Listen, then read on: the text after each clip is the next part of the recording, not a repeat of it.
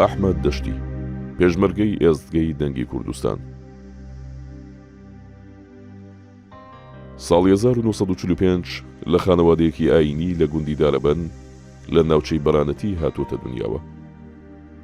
مەلا خدری باوکی یەکێک بۆ لە زانە ئاینیەکانی ناوچەکە و شاعیرێکی نیشتیمان پەروەر بووە.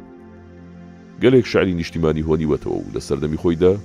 خزمەتێکی زۆری بەهەستی نیشتیمانی و کورد و کوردستان کردووە. ئەحمەد دەشتی هەر لە حوجرەکەی باوکی لە ئاوایی دارەبەن دەست بە خوێندن دەکات و خوێندنی مەلایەتی تا دواوانەکان خوێندووە، بەڵام بەهۆی پەیوەندی بە شۆڕشی کوردستانەوە نەیتوانیوە مۆڵەتی مەلایەتی وەربگرێت.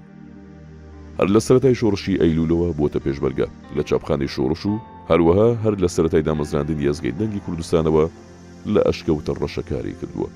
تا ساڵی 1975 لە ناو شۆڕشی ئەیلولدا ماوەتەوە، پاشان پەیوەندی بە شۆڕشی گوڵانەوە کردووە. لە ماوەی ژیانی پێشمەرگایەتیدا گەلێک پلەی حیزبی وەرگرتووە و پاشانیش کە دەچێتە ئەوروپا دەبێتە بەرپرسی ڕێکخستن و چەندین گوتار و شێعری نیشتیمانی نووسیوە. پەرتووکێکی بەناوی پەندەکانی ژیان چاپ کردووە و چەندین پەرتووکی چاپ نەکراویشی هەیە. ئەندامی دەستگای باڵای ئەیلولە و ئێستا لە هەندەران دەژی.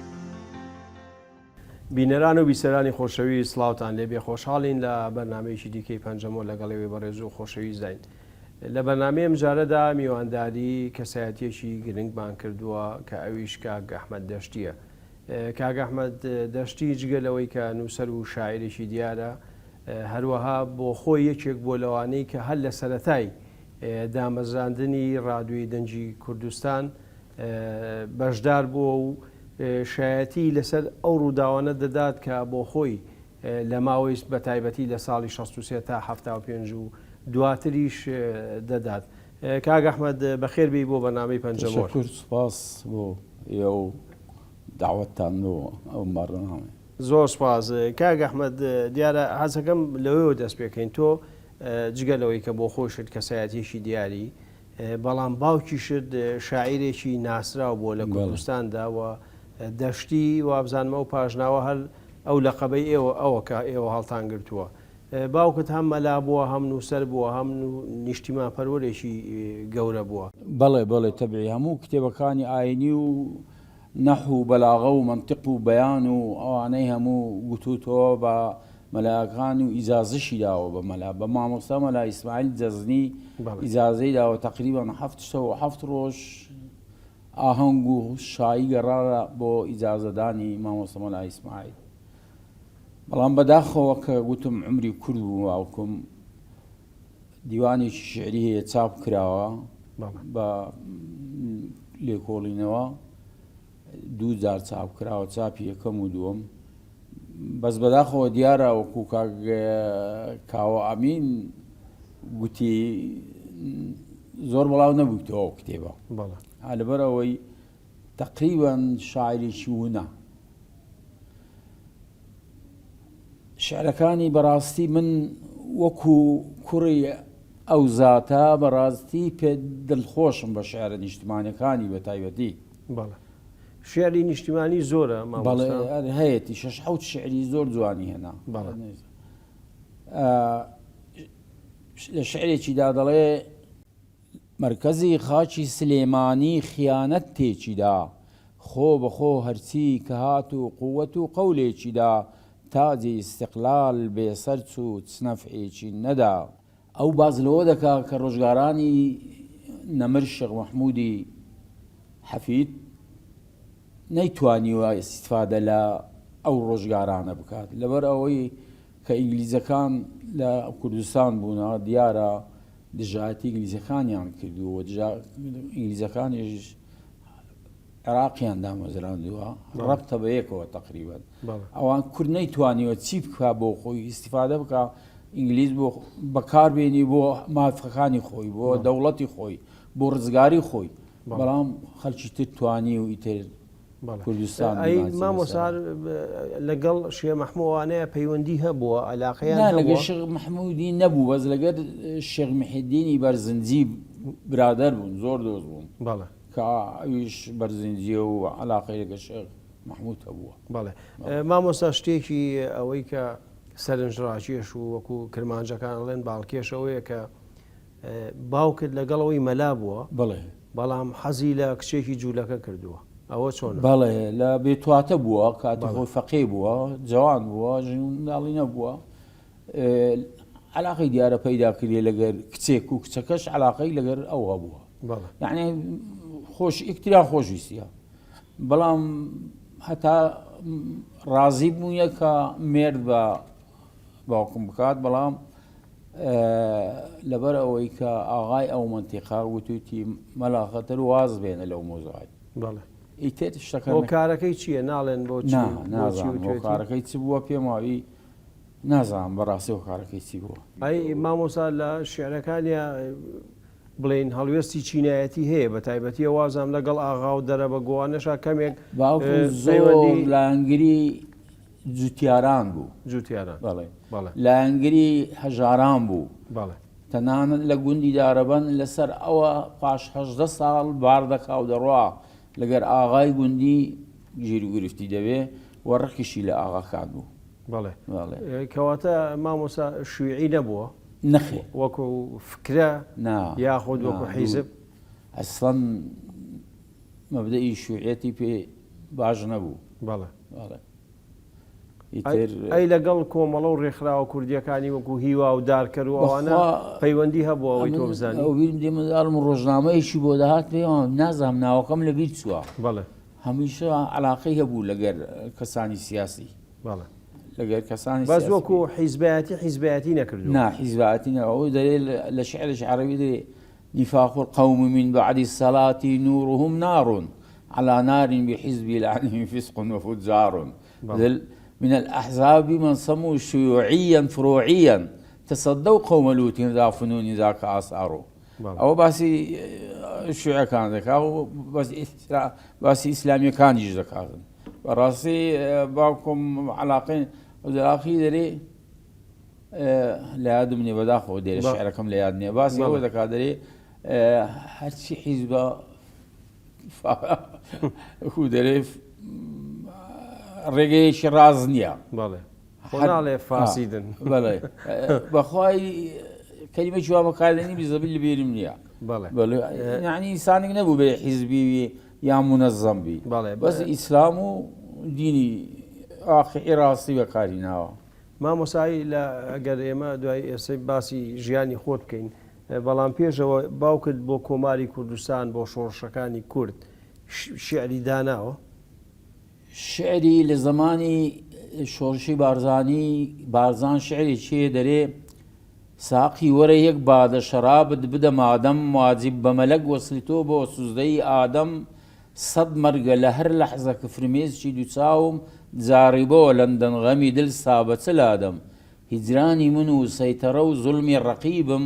لاسل چییە دەنجی هەڵا و دەم بە هەوادەم گەر غونچەی وەسلی تۆ سەحەر بێتە تەبەسم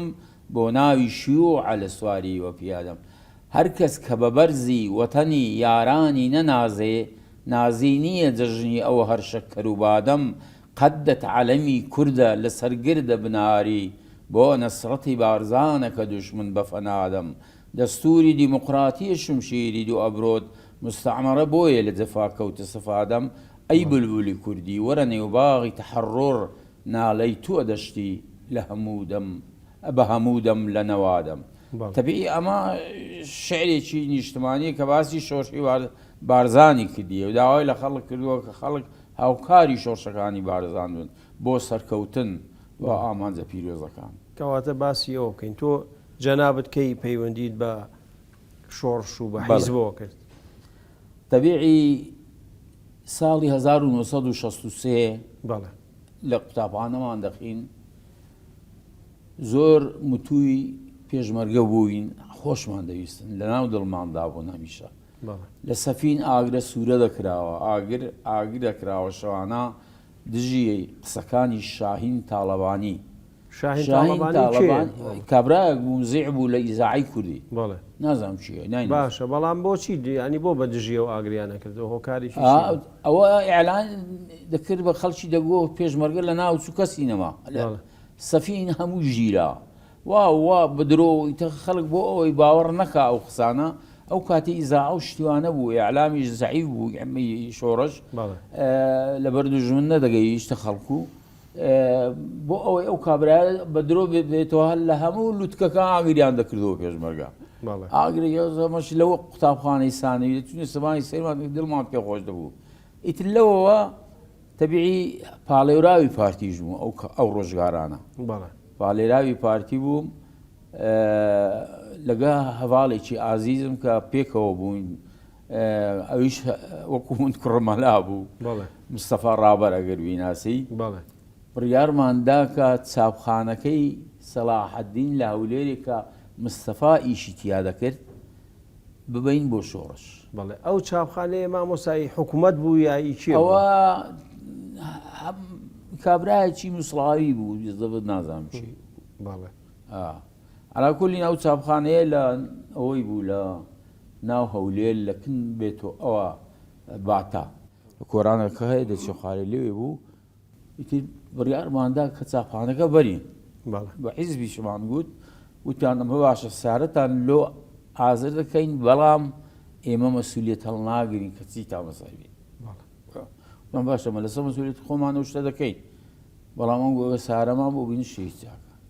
بەداخەوە کە ئێستا زۆر زابیری لێ دەکە بۆ بەڕاستی شێکی خەتەر بوو لە ناو جەرگەی بەحرەس خەومی و جاش و ئەو وەزعات لە ناوەندەی شاری و لێ چاپخانێکی وا دەرینی بیبێ و شۆڕش شێکی گاڵتە نەبوو وەڵحاسی کارەکەمان ئەنجامدا و چاپخانەکەمان هینا دەرێ و بردمان بۆ قەرەمووشیان و لە قەرەمووشیان بەرە و شۆڕش و گڕاو بڕۆین لێ بەڵام بەداخەوە تۆپبارانیان کردین گەڕاینەوە پێشمەرگەکان پەرت و بڵاویان لێ کردو ئەمە ماینەوە لەگەر ئیزاغاکە کە بارکرابوو لەگەر پێشمەرگەیەک دەمەدانی سوور باردانی بوو لەگەڵمان ماوە ئەو گوتی بەزیستان نایلم وەڵی تر شتەکانمان خست و لە بن جیشە ئەو شتانە شاردمانەوە ئیتر چوینەوە گوندی گوندی قادراغا خوا عەفوی بکا پیاوێکی کورد و کوردپەروەر بوو گوتی کاکە حەز دەکەم بڕۆنە شێری شارێکی تر لەبەر ئەوەی هین نەبی تاوەکو نەوەکو بگیرە مەفرەزە بێ وەڵحاس چوینە گوندەشتی کە بڵاغی بێ دەرێن بڵاغ گوندەکە لە هەلوێ نزیک بوو دۆستمانە و برادەرمانە بوو وەڵا شتەکانمان لەوێ جێبەجێ کرد و ئەوان ئاودی زادەی ئەوەی دەڕوا بۆ مەسیف کرد لەوێ گوتیان قادر شۆڕژ لەوەیە بە ڕەحمەتی بێ قادر شۆڕش کادری حیزب بۆ زەمانە ئەو کاتەشەر بە ناوبانگ بۆ کۆم دوایە قادر شۆڕش تەبیعی سیانشی خۆشەویست بوو لای خەڵک بەڕاستی خەڵک خۆشیان دەویست کادرێکی سەرکەوتوو بوو کادری پارتی بوو وەڵا چونکە قادر لەوێ نەبوو دەکەی کۆڕاک لەوێ دەبوو گوتیان چوویتە جەولا وەڵی تێ والحاصل ئەو چاپخانەیەتان گەیان دەستی شۆڕش مەسئولی حیزبەکە هات حیزب هات لەگەڵمان و گوتی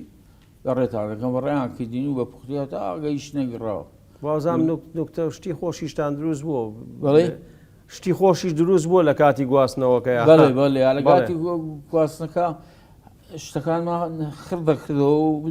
باری بکەین یەکێک هات گوتی بورە گوتی مامۆستا گوتم بەڵێ ئیزاعەیە ئەمش گوتم گوتی باش ئەدی ئەگەر پێچە خەوت گوتم نا ئەگەر پێچە بکەوی ژناکە وەڵاماتە گوتی کوڕینا باجی ئەوان تر کرد گوتی چاچی بارگە پێچێک نەکەوی ها یادی بەخێر بەڵێ وەڵی تر چاپخانەکەتان بردەکوێ دوایی لەکوێ داتانمانە ئەوە بە پێی مەراحیل بردمانە مەکتەبی سیاسی لەکوێ بوو مەکتەبی سیاسی لە عیساوە لە نزیک چۆمی قەشان پێ دەرێن لەو بەری چۆمی بوو کە چوینەمە ماوەتەوە نییە بەڵێ ناحی ماوەت نزیکشە لە ماوەت بەڵێ ینی چاپخانە ینی ئەوە یەکەم چاپخانە بوو کە شۆڕش هەی بوو یا چاپخانەی چاپخانە هەبوو چاپخانەیەکی زۆر بیدایی شۆڕشەی بوو کە بە ڕۆڵ کاری دەکرد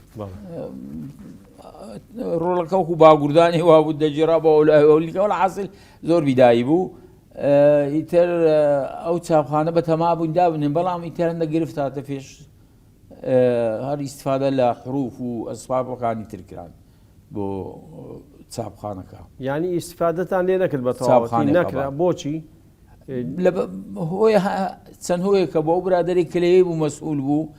دەبیعی بە پارەیشی دەگرت پێشمەرگە نەبوو وەرێ بەکومە پێشمەرگەبی دیتی دوو جوان هاتووە مەتبعیان هیناوە لە هەولێرێ بۆ شتێکی باش نییە بۆ خۆی بۆ شخصی بۆ یەکە تەگەرەی دەخستە مەسەلەکە دابنێ مەسلەی کارەباش مهم بوو کارەبان نەبوو کە بتوانین ئیشی پێ ئەو چاپە ئەوەی کە چاپ دەکا کاری پێ بکەین ئەو کاتە ڕۆژنامەی خەبات لەو ئەشکەوتە ڕۆژنامە خەوات لەوێ دەرەچوو لە ئەشکەوتە ڕەشا لای سەفر و زەروون چاپخانەی خەبات تەبع دەکرا لە چاپخانەی خەبات خەبات تەبع دەکرا لە چاپخانەی خەبات باشە چییە لەگەر بەیاناتی عەسکەری و وتار و ئەو شتانی کە مەکتەبی سیاسی بلاویان دەکردەوە ئەوش دەکرا ئەوەی کە لە بیری بێ چیە تیا نووسی ئەو کاتە لە خەباتە نووسەرەکانی چیە بوون کاک حەبیب محەممەد کەریم بوو سامی بوو ساڵح حەیدەری بوو ئەوانە بوون شتان دەنووسی عومەر دزەیی و مەبەستم ڕادیۆکە نییە مەبەستم ڕۆژنامەی خەبات بەڵێ بەڵێ ڕۆژنا ئەوانە ئەوەلی کە پێش ئێزگەکەمان بۆ وێ ئەوانە لەوێ بوون بەڵێ ئەی مام جەلالوان لەوێ نەبوون ئەو کاتە جەلالوان لەوێ نەبوون ئەوانیش شتیان دەنار دەهات مەقالات دا لە ڕێی مەکتەبی سیاسی و مەکتەبی سیاسی مەقالاتی دەنار بۆ چاپخانە و ئیتر چاپ دەکرات بەڵێ ئەی مامۆساگە باسی ڕادیۆکە بکەینەوەی کە زۆر گرنگە تۆ بۆ خۆت بەشداری تێدا کردووە ئەو ڕادوێ لەکوێوە هات چێهێنای چۆن دامەزرا ئەو کاتە پێم وابی کەس نەیدەزانی ڕادیۆیان لە چینەوە ئەوەی کە دەگوترا وایە لە ئێران هاتەوە لە ئێرانیش نەهادووە ئەو چاپخانە لە ئێرانە پێم وابی لە ڕادیۆکە مەبەست چاپخانە نە حیزبینای بەڵێ چاپەکە چاپەکە ها بەڵێ بەڵێ ئەوەی مەچینەی چاپ بەڵێ بەڵێ مەچینەی رادیۆ عەفوەن باسی رادیۆمان بەڵێ باسی ڕادیۆ ما ئێزگەکە کە ئێزگەیەکی زۆر قوڕس بوو سنجین بوو تقریبا بەقەد بەژنی من بڵند بوو هەر 250 واتێک شتێکی وا بوو هەر زۆر بێهێز بووە کە دامان ناو ئیشمان پێکرد خەڵک پێیان دەبوو پێچی ماوە پەیگە یعنی سەدا بەڵێ بەڵێ پێیان دەگوت پێچی ماوە پێکی ماوە بەڵێ کاک عەبدولخاڵق هەزار ڕەحمەت لە گۆڕی و بێدەی بۆ آخر وڵای وچی دەڵێن پێچی ماوە دەپسێم لە تاوانم پێ ناخۆشە بەڵێ کاگەم زەد عەبدولواحیدی شەروە ئەو کاتی کاگەم زەد و مهندسە بەڵام مامۆستا جیازەکان لەکوێوە هاتن ینی کێوابێ لە بەغداوە هات پێ دوابێ دەنگبوو وەکۆم بیست و وەگوتیان لە هی ناتۆ لە سفارەتی مامۆستا پاشم هەموو ساڵەشەی سەهەر نهێنی پارێزن ینی ئێستش ناتانێ بڵێن لەکوێوە نازانی نانەوت نانەوت نوع ببورێت کەواتە رووسیا بوو بۆ حساب وڵا هەر ئەو بوو ئیزاعەکە دیارە بوویانە لە بەس بەر لاحی و نەڕۆیشتنی دەنج دیار بوویان چێ هێناوی چێ هێناوی حیزب وەکو ئەی شەخصەکان ئێوانەی کە هێنایان کاک نووری ئەحمەد تەها سەرپەرشتی کرد بوو هاتنی بەڵێ بەڕەحمەت تێبی کاک نووری تەها ئەندامی مەکتەبی سیاسی بوو مرۆڤێکی زۆر ڕێک و پێک و قسەخۆش و نکتەچی بوو هەزار ڕەحمەتی لێبێ ڕۆژێک هاتە ئەشکەوتە ڕەشە گوتی کوڕینە خۆتان ئامادەکەن دەچنی زەعات و بینیە سەرێ بینە ئەشکەوتێ لە ئەشکەوتیش هەموو شتە ئامادەکرا بوو بۆ ئیزاع وەکو ستۆدیۆ وەکو جێی دانانی و ئەوانە هەموو ئامادەکرەوە لە حاسر چوین وەکو دارە بازا خزمانە سەشانان و تێکومەیت بەس زۆر قڕز بوو هەتا سەر ماخەز بە هیلاکسوی لە ئەوەکانیش ڕێگەکەش تو لە ڕێگەی باریک و ئەوە بوو کە سەردەکەوت وەڵا لەوێ ئیتر هینامان و بردما لە ئەشکەوتێماندانا و دەستمان بەکردن کرد دەبێ ئەمە عایدی چاپخانە بووین بەڵام هاتین لەگەر عەبدولخاڵق و کاگەمزەدی کارەکانمان کرد و ئەنتێنامان لە پێش دەرگەی ئەشکەوتدانا و ئیتر لە 28 نۆی 1963 ئێزگا بەکارکەوت بۆ یەکەم جار بەڵێ بە سرودی بە مۆسیقای چەمی ڕێزان و چەند ئاتێکی قورئان و سرودی پێشمەرگە بەس دوای سرودی پێشمەرگەمە نەحکرا مەکتەبی سیاسی منعی کرد مامۆستا ئیبراهیم ئەحمەد کامەیە سرودی پێشمەرگە مامۆستا سرودی شعری خالی دلێرە بەڵێ پێشمەرگەین بە هەڵمەتین پاڵەوانی میلەتین لە پێناوی سربەخۆی کوردستان بەڵێ بەختەکەین سەر و ماڵ و گیان ئەو جماوە سای برای مححمد هات گوتی نابی ئەو سووری لێدەن یان کەلیمەی سربەخۆی کوردستان ڕەشکەنەوە بۆچی لەبەر ئەو دیار پێیان گوت ئێوە داوای سربەخۆی یەکەم من نوعیش بوو سەربەخۆی ئەی بیکەن بەچی کەلیمەکە بکرێ بەچی لە پێناوی بەختیاری کوردستان بەڵێ ینی سربەخۆیەکە بکرێ بە بەختیاری فتکرایت بەڵێ ئەو ڕۆژگارانە مامۆستا ئیبراهیم لەوێ بوو لە مەکتەبی سیاسی لە بەڵێ شیعرەکەتان گۆڕی یا سرودەکە لابرا نەما گۆڕی سووری خالد لێرە و شعری و چۆن ئێمەدە گۆڕی بەڵام ئاخە بەردەوام بوون لە پەخشکردنی دەکرد ئیتر پەخش نەکرا بەڵێ بەڵێ زۆر باشە مامۆستا ئێمە پشوویەگەین و دوای درێژە بە قسەکانمان زۆر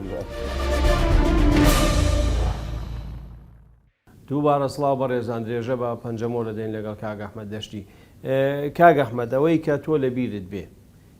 یەکەم کەس یەکەم بێژەر کە وتی ئێرە دەنگی کوردستانی عێراقە چێ بوو عوسمان عوزێری بوو سۆرانی سمی بادینیش جەلالە تووشی بوو جەلالە تووشی ینی ئەم دوانە یەکەمی بێژەر بوون کە بێژەر بوون کە وتیان قسمی عەرەبیەکەی لەبیر من نییە چی بوو بەڕاستیەویش پێم وایە هەر جەلالە تووشی بوو ینی هەر لە سەرەتاوە بە عەرەبی و بە کوردی بەرنامەی هەبوو کوردی عەرەبی لەگەر تورکمانی تورکمان هەر لە سەرەتەوە یەکەم ڕۆژ بەخوا پێم وابی ئەوەلی لە یادم نماوە ئەوەل جارکە ئیزاعایشی کرد نەبوو تورکمانی دوایە تا موزێع ئاتا نووسەر و موزێع و ئامادەکردنی بەرنامە هات دوایە دانرا تورکمانیش بەڵێ ئەوانەی کە نووسینیانە نووسی راپۆرتیانە نووسی کێ بوون کاک سامی بوو بە ڕەحمەتێوی بەڵێ سامی عەبدوڕەحمان کاک حەبیب محەممەد کەریم خۆی بوو کە ئەو مەسئولی ئێزگەی ئیعلام بوو کاک حەبیب بەڵێ ساڵح حەیدەری بوو عوسمان عوزێریش دەینووسی شاعیریش بوو عوسمان عوزێری دەگەل لەوەی کە نووسەریش بوو بەڵێ عومەر دزەیی دەینووسی شێی تروانە بوون بەڵێ کەسی بیانی هەبوو لەوێ کە مەسەلەن بەخوا دوو کەس هاتن گوتانەوە ئەڵمانینە کاتی خۆی ئیتر بەس نەمانەوەندا هاتن سەریان لە ئیزاعەکەدا و بەڵێ بەڵێ لە سەرەتاوە کێ بەرپرسی ڕادیۆ بۆ ئەوی لە بیرت بێت لە سەرەتاوە کاک ئەمجەد بوو ئەمجەد عەبدوڵواحید ئەمجەد بەشی تەکنیکی یا هەموو هەر مەسئولی قسمی فەنی بووە بەڵێ بەڵێ تەبیعی مەسئولی بەرنامە و ئەو شتانە ئەو نەبوو بەس تەنها مەسئولی قسمی فەنی جیهازەکان و کارپێکردنی ئێزگە ئەو کاک ئەمجەد عەبدوڵواحید بوو کە ئێستا لە سویدە بەڵێ جەنابەت ئیشت چی بوو لێ من لەوێن دەرێ ئەوەل جار ئەو تەزیلاتم دەکرد جار بەجار بەڵێ تەزیلی دەنگ لە جێیەکی ئەوە بە ینی وەکو مخریز کارم دەکرد و تاکو ئیخراجە بەڵێ دەرهێنا بۆ شێوە کارم دەکرد بەرنامە جارۆجار تەزیل دەکرد نەکە هەمیشە تاکو وەکو دەورەش بوو دەورەمان مامۆستا بەرنامەکان تەجیرەکران و ئینجا بڵاوە تۆمارەکان جگە لە ئیخبار بەڵێ ئیخبار ڕاستەوخۆ بوو یا زیندوو بوو بەڵێ ئەخبار زیندوو بوو بەڵام بەرنامەکانی تر هەمووی تەزیل دەکرا بەڵێ ئەی ئەو مۆسیقا و یان باسە کرد مۆسیقای چەمی ڕێزان ئەی مۆسیقای تر چیتان بەکارهێناوە سرودتان ینی سرودی تر هەبوو سرودی تۆمار کرابوون پێشتر یا کوردستان ئێمە چی پێ دەڵێن ئەی وەتەن شعرەکانی ئەوە کرابوونا سرودی میلی بڵاومان دەکردەوە سرودی وەکو سرودی میلی بەڵێ مامۆستا چەند کەس لەوێ ئیشیە کرد ساڵانی 1968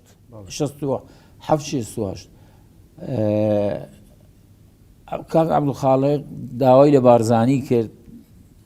من و کاک عەبدولخاڵق بووم بە ڕەحمەتی بچوونە لای کاک ئیدریسی لە قەسری ماکۆسان ئەو کاتی مەقڕی بارزانی لەوێ بوو چوینەوێ لەوێ داوای کرد کە یارمەتی شۆڕش بدری زاعەیەک دروست بکەین بە خۆمان وابوو کاگدریس فەرمووی نامەیەک بنووسن بۆ بارزانی داوا بکەن ئەو شتەی داوا بکەن بیڵێن ئەم دەیدە بارزانی موافقەت دەکە ساڵی 68 ساڵی 66 بوو بڵێ پێش ئەوە بردومانی ئیزاع بکرێ وەڵا نامەکەی نووسی بۆ کاگدریسمان بردو کاگدریسی چەند یەک دوو ڕۆژی پێچ جوابی داوە گوتی بارزانی فەرمووی هەرچی پێویستە بۆ ئیزاع بیکەن کاگدری فەرمووی گوتی بڕۆن یەکتان بچنە ئێران لێ بەزە و کاتەیەوە تانتوانی بچنە ئێران مامۆستا ساڵی 66 تانتوانی بچنە ئێران هاتوو چۆ بکەن وڵاتی هەبوو ئەحمەد حاجی هەبوو لەگەر عەلیکۆوانە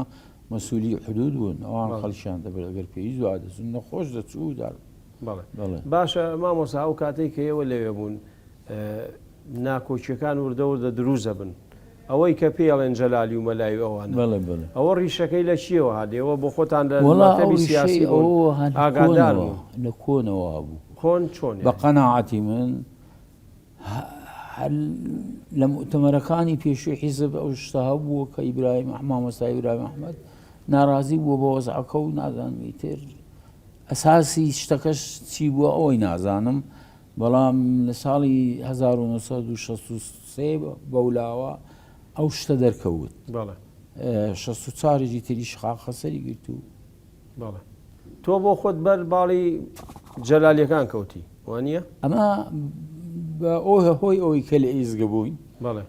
ئێزگەش ئایدیوان بوو وەڵی تر بەڵێ بەگەر کەوتی شەڕ ڕوویدا مامۆستا بەڵێ لەو شەڕانەیە کەس کوژراوەی کە تۆ ئاگاداری کەس نەکوژراوە کەس نەکوژرانا لێوڵا تەبیعی خوا عەفوی بکە عەبدوڵخاڵق گریا ئیزاعەمان لە چەند سوورچێ دانابووە ئیزاعەکەشتان بر لەگەڵ خۆتان بەڵێ ئیزاعەکەمان لە چەند سوورچێ داناوە شەڕەشی زۆر ڕوویدا لە خوار سوورچێ یعنی جێڕانەوەشی شتێکی ساتە بەڕاستی بەداخەوە بەڵام بەشێکە لە مێژوو مامۆستا خۆ بڵێ کارێک لە مێژوو پێم وایە من پێم وا بوو پێم وایە کە ئەگەر مەکتەبی سیاسی تۆزە ڕۆشنبیرانە فکریان کردەوە نەدەقەومە ئیتر ئەوەکە لێەوە هەستا مامۆسایەوە چوونە هەمەدانیش تاوێ چوون بەڵێ ئەو ماوەی کە لە هەمەدان بوون مامۆستا بەچیەوە مەشغوڵ بوون چیتانە کرد خەریکی چی بوون یعنی خەریکی نووسن و گەڕان دەچوینە دەرێ و سەردەمەکی یەک دوو جار ڕئیس کەماڵ هەبوو ڕەحمەتی وینەماوە ئێستا ناگەماوەیان هەمووی خڕدەکردینەوە بەڕێز دەچوینە شاخی ئەلوەند هەبوو لەوێ تەمرینی دەکردو بۆ شۆگووە شۆڕش دەکەنەوە بارزانی لە ناو دەچی ترەوە قسە قۆڕ ئێرانیەکان یارمەتیانیان بڵێ ئێرانیەکان لەسەر حدود بە مامزەلالیان وتیان فەورەن لێرەمە مینێن بڕۆن ئەخ باشە ئەو کاتێک کە لە هەمەدان بوون مەبەست هاوکاریانەکردن بەچیە ژیان بەچی چۆن نانوشی لەوێ دروست دەکرا ئیتر مانجێ شتێکی کەم بوو پارەکە لە یادم نیە چەند بوو نەدەگەیشتە 50 تومەنی داخۆت کەی گەڕایتەوە جەنابەت ئەمە هاتنەوەی ئەو بارزانی کە جەماعەتی مامۆستا ئیبراهیم ئەحمەدی حەفو کرد ئەمە یەکەم وەزبەی من و کاگەم زەد و عەبدولخاڵق و مستەفا ڕاوەرە هاتینەوە دوایە ئیزاعەکەمان لە ئاشی شێخی دانا بە ئیزاعەوە هاتینەوە لەگەڵ ئیزاعەکە لە ئاشی شێخی دانا و لەوێ ئیتر دوای بارەگای بارزانی فەرمووی ئیزاعەکە دەبێت کار بکاتەوە وەڵا ئیزاعەمان بردا منداڵێ لەوێ دامان وەزارەت ساڵی 65 مەقەڕیشمان لە گۆڕی گاجووتان بوو نامەژار بوو لەوێ جەلال عەبدوڕەحمان بوو ئەلبێرخۆری بوو ئەلبێرخۆری کابرایکی ئاسووری عەرەب بوو ئەو کاتە مامۆستا سەیدا ساڵی یوسفی بەرپرسی ڕابێ بوو ئەو کاتێک کە چوونە منداڵی مامۆستا ساڵی یوسفی بەرپرس بوو ئیتر دوایە لە وێ گواسمانەوە پای ئەواخیری بەفران باران شتێکی وا بوو ئەو کاتە بوو گواسمانەوە هین ساڵی 65 گوازمانەوە ئەشکەوتی سەردێمان. بەڵێ مامۆستا ساڵی 65 بەشی ئاسووری و ئەوانەشتاندانە پرۆگرامەکانی ئێزگەی دەنجی کوردستان لە ساڵی 65 کوردی عەرەبی ئاشووری تورکمانی ئاشووری بەڵێ ئیتر تا داوەشمان کرد بوو ماوەکە زۆر نەبوو کورد بوو کاک فەرەنسۆ هەریری یەکەم کەس بوو کە بەرنامەی ئاشووری بڵاو دەکردەوە و دەینووسی کاک جەلال عەبدوڕەحمانیش لە بەرنامەی تورکمانی ئامادە دەکرد کوڕێکی تر ناوی خۆشی لێیانتیکە و ئەویشە لە بەرنامەی تورکمانیش دەکرد ماڵی لە چۆمان بوو. بەڵێ مامۆستا و کاتە کاک شێرکۆ بێکەسیش هاتبووە دەرەوە بەڵێ شێرکۆ بێکەسی لەوێ بوو لە ئەشکەوتێ بوو ئیتر هەڵات و ڕۆژت نهاتەوە کاک شێرکۆ بۆچی لەبەر بردومانەکە لەبەر بردومان بەڵێ ڕۆیشتن ئیتر نهاتەوە پاشەنجینی بۆ ئێزگا مفازاتە چی دەستی پێکرد چوونەوە شێرکۆ نهاتەوە. مامۆستا باسی شتێکی خۆش دەکەنەوەی کە کاک شێرکۆ بێکەس شێرکۆ بێکەس سوحبەتمانە بوو مامۆستا عوسمان سەعید بڕێک کەیفی بۆەوە دەهات مەتحی بکەیت شێرکۆ ڕۆژەکی ناوگوتی نامەکە دەنووسم مامۆستا عوسمان وەڵا دانیش نامەکەی نووسی و شتێکی جوانی نووسی و مەتحی مامۆستا و حەز دەکەم لە دەنجی تۆ دەکەم و نازانم چی یعنی بە ناوی ژنێکەوە نووسی بووی بە ناوی فرشنگێک لە ڕەواندزەوە بەڵێ ئیتر مامۆستا عوسمان ئەوەی تیکرا دەکردەوە هەر بوو جارێ تیکرای دەکردەوە بڵاوی دەکردەوە لە پۆستەی جۆگرەکە بەڕنامەکە ناوی پۆستەی جۆگرەکان بوو دەبێ مامۆستا عوسمان سەعید کاروانی شەهیدانیشی پێشکەش دەکرد بەڕنامەیەک بۆ هیچ لە هەفتەی جارێک وڵاومان دەکردەوە. ئەی مامۆستا هێمنیش لەوێ بوو مامۆستا مامۆستا ئەو کاتە لەوێ نەبوو مامۆستا هێمن پاش لە ساڵی 60 ئاواخیری 67 بوو هات ئەو کاتە ئەمە دوای بردومان گەڕابووینەوە منتیقەی سەردێما ئەشکەوت سەردێما کە لە مەقەڕمان لە ئەشکەوتە ڕەشە لە لە شیناوا بوو بەڵێ ئیتر ناوی پێمان دەگوڵ سەمەلا حەسەن لەبەر وەزعیەتی سیاسی هەرێ لەگەر ماوەژاری هات گوتی بەمەی گوتەوە مامۆستا هێمنە بەس ناوی مەهێنن بە هیچ شێوەیەک بارزانی فەرموویی ناوی نەهێنن بەڵێ مامۆستا هەموو جارێکە گفتوگۆ کرا ڕادیۆژە وەستێنرا بۆچی لە هەموو گفتوگۆیەک ڕادیۆ تەبیعی لەسەر ئەمری سەرکردایەتی کورد کە لەگەر حکوومەت یەکێک لە شەرتەکانی ئەوەل ئەوە بوو کە ئێزگە ڕاوەستەوە تەسلیمیش بکەنەوە ئێزگەکە بەڵام بارزانی ئەوی نەدەکرد یعنی لەسەر داوای گفتوگۆی حکوومەت بەڵێ یعنی لەم فازادی تنە ئەو شق کە دژی حکوومەت بوو ناکرا مفازات هەمووی زاژیش بکە ئەو ڕۆژگارانە. مامۆستا دەوری ڕادیۆ چۆن بوو لە ناو خەڵک و ورەی پێشمەرگە و ئەوانە ڕادیۆی دەنجی کوردستان دەورێکی زۆر پیرۆزی هەبوو ڕاستی خەڵک زۆر متووی ئێزگەی دەنجی کوردستان بوون زۆر حەزیان دەکرد ئێزگە بە هێزبی و هەمووی بیستن لە هەندە شوێن کە نەدەبیسرا خەڵک لە شوێنی تر تۆماری دەکرد و تەزیل دەکرد لیان دەداوە بەڵێ ئەیتر زۆر مەحبوب بوو ئێزگەی دەنجی کوردستان. ئەی ساڵی هەفتە بێژگاری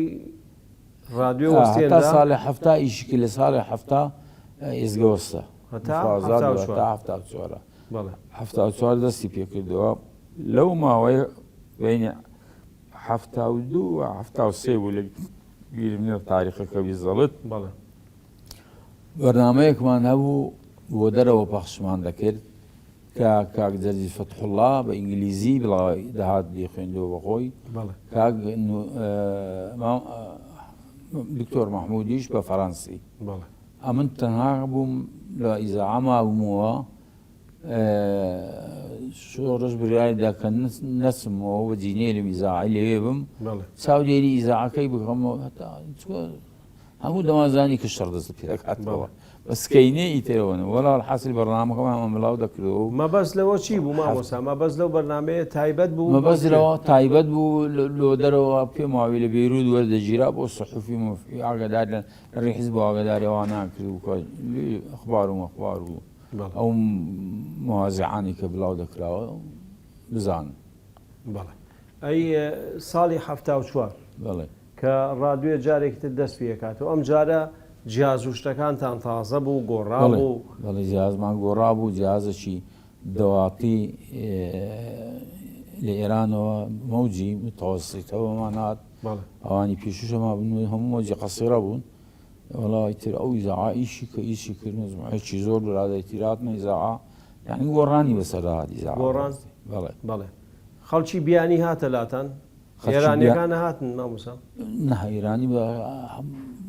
نەهاتوونە بە ئاشکرا بەڵێ بەڵێ نهاتون نهاتوون بەڵێ بەس مەهەندیسێک لە بۆینی ساڵی هەفتا هات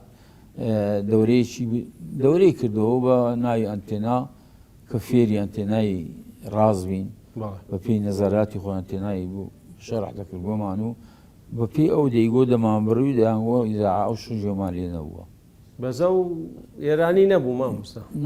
نازانم چێنەری بۆ بەز ئێرانی نەبوو شڕعرەبێکی لا علاکۆنی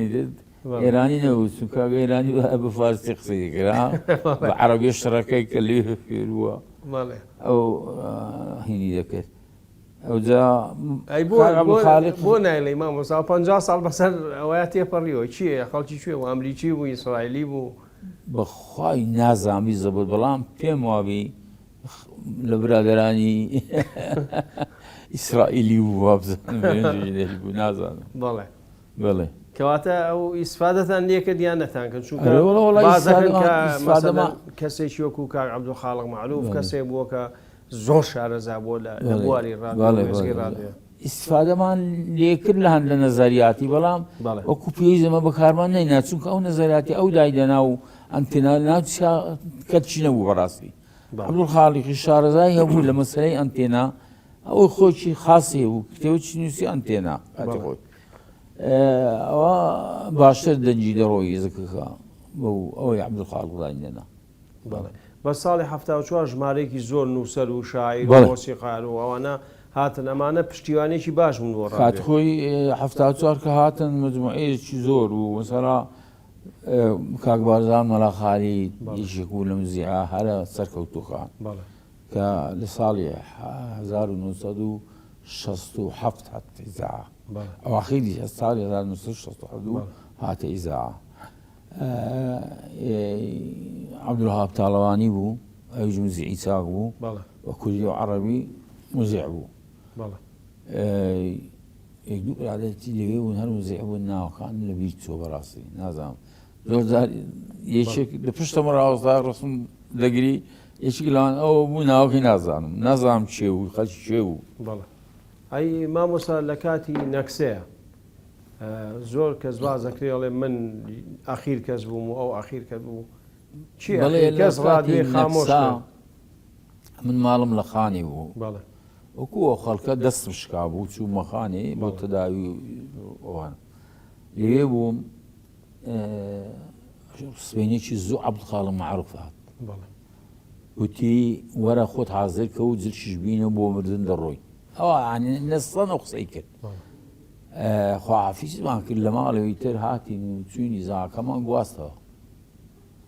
ئیزاعەمان گواستەوە منتیقەی هین گۆپتا لەوێوەش نەقڵمان کرد بۆ قەندیل کە چوینە قەندیل مەقەڕی دیموکرات لەوێ بوو سێد ڕەسووی باوی گەورە بوو یەک دوو چیتی ڕوان ترم نەدەناسی وڵا چوینە وێنەرێ لەوێ زۆر پێ خۆش بوو کە شۆڕش تەسلیم ناوێ چکە ڕێارێک دەرچوو سێ زەبا بکەنەوە زەبهەیەک لە منتیقەی ڕەوان دەستە لە منتیقەی بیتوێن و هەتا لای پێنجون و ئەوڵای ئایترە سێ زەبا دەکرێتەوە و وایە کە ئەو کات وایان گوجە قەدر چەند ڕاز بوو ئەوەی نازانم کاگی دیلیز مەسئولی منتیقەی ڕەواندز دەبێ نازانم دوو کەسی تریاندانا مەسئولی هێزەکان بن بەناو گواگوتراوە ئیزا هەمان برتەبێ ئەو لەسەر ئەوەی عەبدولخاڵقی بوو هات کە بەمەی بووە وڵای زەعەکەمان دەست پێ کرد لەوەماندانە لە قەندیل داماناوە تاقیمان کردەوە کە عەبدولخاڵق پێشوەخت هات بۆ منتیقەی حاجی عومەران کاری هەبوو ئەمە ساڵی 75 مامۆستا یعنی بەیانی نەکسەی شومی ئەلجەزیرە درابوو وڵا ئیتر لێی زەعەمان دەست پێ کردەوە و یعنی مامۆستا لە دوای بەیانەکەش هەر بەردەوام بوو ڕادوێ نابەردەوام نەبوو وەستا بوو هەتا ئەو دەمەی کە بەیان خوێنراوە ئیزا هەبوو پاشی بەیانەکە لەسەر بڕیاری مەکتەبی سیاسی و مەکتەبە تەنفیزی و بارەگای بارزانی ئیزا وەستا ئیتر هەر کەسە مزیع و فەنی و هیچ نەما تەنها من لە ئیزاعەمە لە دوای 75 بڵێ کاتی قیادەی موقەت ڕادوێی دانا تۆ بەشداری نەکرد بۆچی بەڕەحمەتی بی کاگدریز بە مەلا عومەر ئیسای ڕەحمەتی شەهید بوو نەماوە بارزانی خەبەری بۆ ناردەم بێتە کەرەز هەفتاهەشت بوو ئەبزان بەڵێ هەفتاهەشت بوو بێتە کەرەز هاتمە کەرەزی چوومە خزمەتی کاگدریز سێ ڕەحمەتی گوتی بەخێر بێ و بەخێراتنەوە شتای کرد و گوتی ئەوە کارێکی ئەو هامان لەبەر دەستە داوایان کراوە نامەکەی سامی نامەی نووسی و دامی بۆتی بخوێنەوە و نامەکەم خوێندەوە نووسی بووی ئەحمەد دەشتی بە زووتری کات بنێرن بابێ دەبێ بچی بۆ بەڵام نەچویت بۆچی نەچویت ئیتر نەچووم لەبەر ئەوەی منداڵەکانیان نەقل نەکرد بۆم بێن نەمانتیقەی کوردستان ومش گوتم منداڵان لە ئێوە نایڵم بە تەنیایی بەس کاگدریز وعدی دا کە نەقلیان بکە دوای نەکرا کارەکە ئیتر بۆز نەکرا نازانمەوە تمایتەوە بڵێ بەس تۆ پەیوەندی لەگەڵ پارتی ما بوو هەر بەڵێ